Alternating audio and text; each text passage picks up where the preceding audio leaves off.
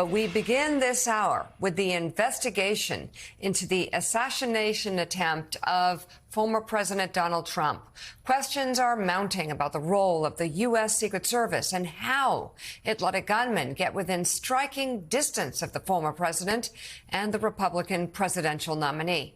NBC News correspondent Stephanie Gosk has the latest. In the weeks leading up to Donald Trump's rally in Pennsylvania, we're now learning there was already increased security around the former president after U.S. officials obtained intelligence that there may be an Iranian plot to assassinate him. The National Security Council emphasizing there's no connection between the alleged Iranian threat and Saturday's shooting by gunman Thomas Crooks. He's on the roof! He's right! We have people that right here, right on the roof!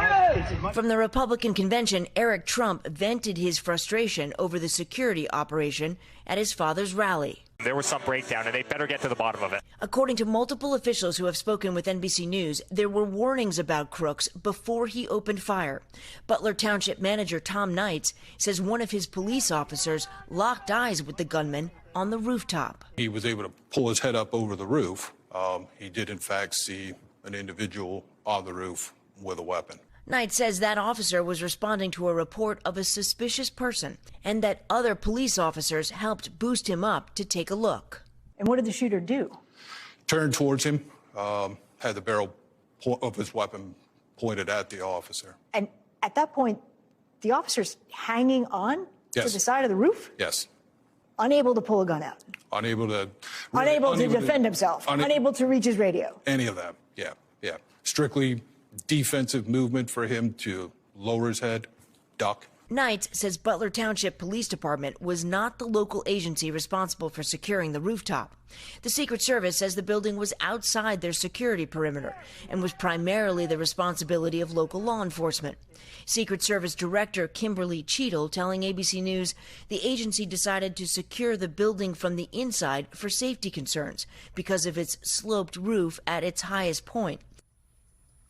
NBC's Stephanie Gosk with that report, and we just learned the Department of Homeland Security's Inspector General says it has opened up an investigation into the Secret Service's handling of security during former President Donald Trump's Saturday rally. Joining us now with new reporting on this is national investigative reporter at The Washington Post, Carol Leonnig. Carol, thank you so much for being with us. You know, we've talked about some Secret Service problems in the past. She's written a book on it. You've obviously written a book about the Secret Service. I'd love for you to help provide context to exactly what happened on Saturday. First of all, the clear shot to the President of the United States, former President of the United States, possible future of the United States.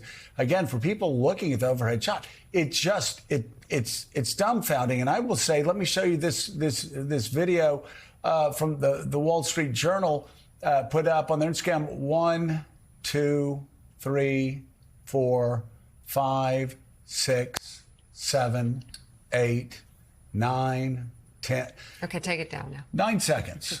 So 9 seconds, 10 seconds, they leave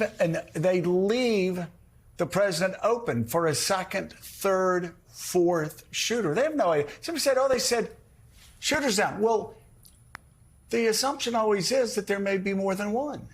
And totally. I'm just surprised. We've heard this story about Dick Cheney being lifted up out of the White House and shoved downstairs. We've heard the story about George W. Bush yelling about getting back to Washington, the Secret Service saying, "It's ain't your plane, it's our plane. We'll tell you when you can go back." There are a lot of Republicans, independents, and Democrats wondering, why didn't they do what Secret Service people always do? Put the protectee's head down, cover him up, and shove him into a car.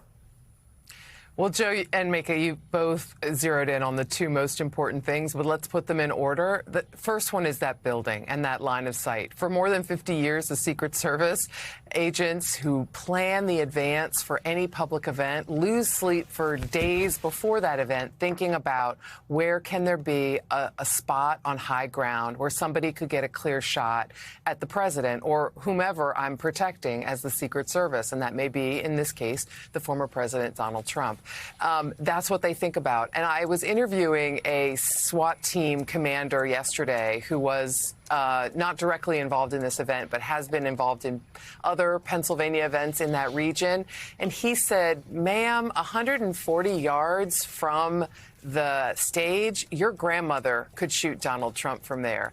It's just sort of stunning that nobody was on the roof, and that the director of the Secret Service is saying nobody was on the roof and posted around it because it was sloped and therefore more dangerous. I don't know if that's right or wrong, that it's too dangerous to do that. I'm not an agent, but I've heard from about 24 agents in the wake of this who said that's preposterous. We should have locked down this building one way or another, and it's not the locals' responsibility to make the plan for how to secure it.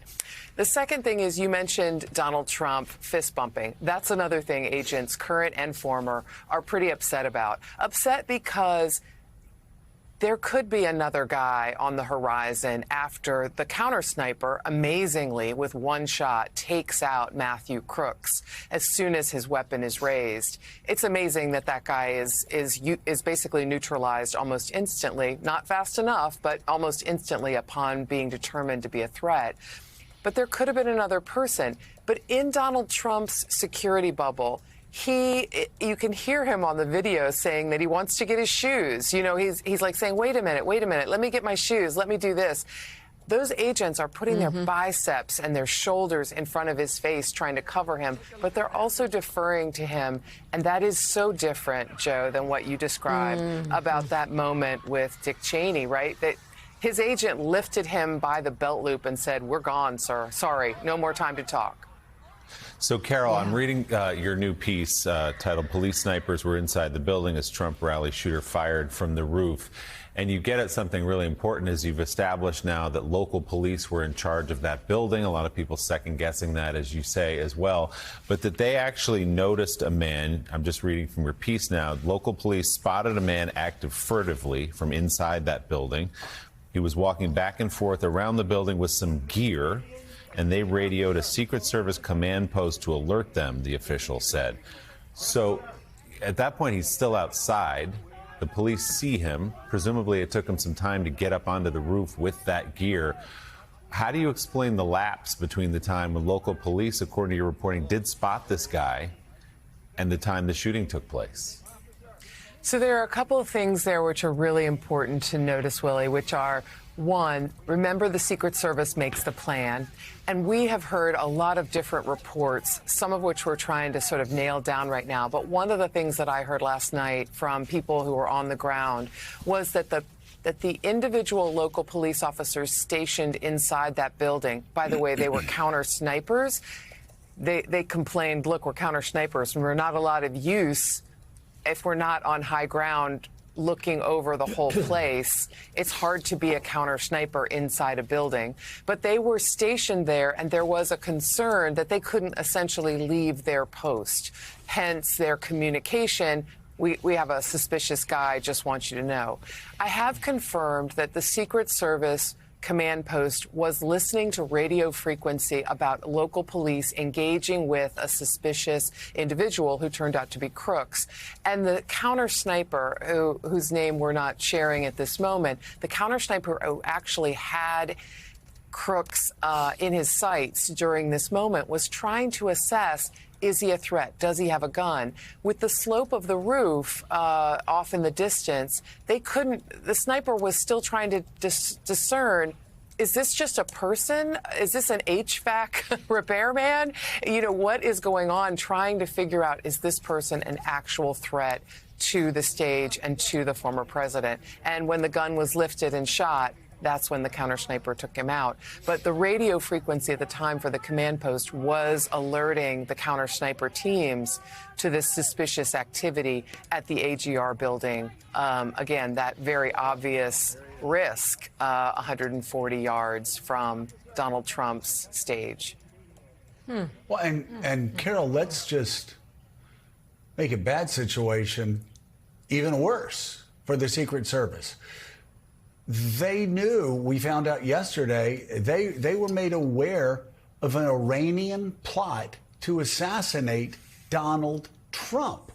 So they were on notice that other than, domestic threats, that you had the Iranian government planning to assassinate Donald Trump. And even with that knowledge, their performance on Saturday just all the more shocking. I would like to say you're absolutely right about how shocking it is, but I know enough agents and I know enough about the Secret Service to know they work their tails off. They try their absolute hardest. One thing that I'm looking at and examining is the advanced security plan potentially having some major vulnerabilities and flaws, mostly involving this outside building that wasn't very outside, wasn't very far away. Remember, my grandma could have killed Trump from there. But these guys and women work like crazy during a campaign season. Are they getting the support and the resources they need? I was told that the counter sniper units are down below 20 individuals right now because of attrition and retirement.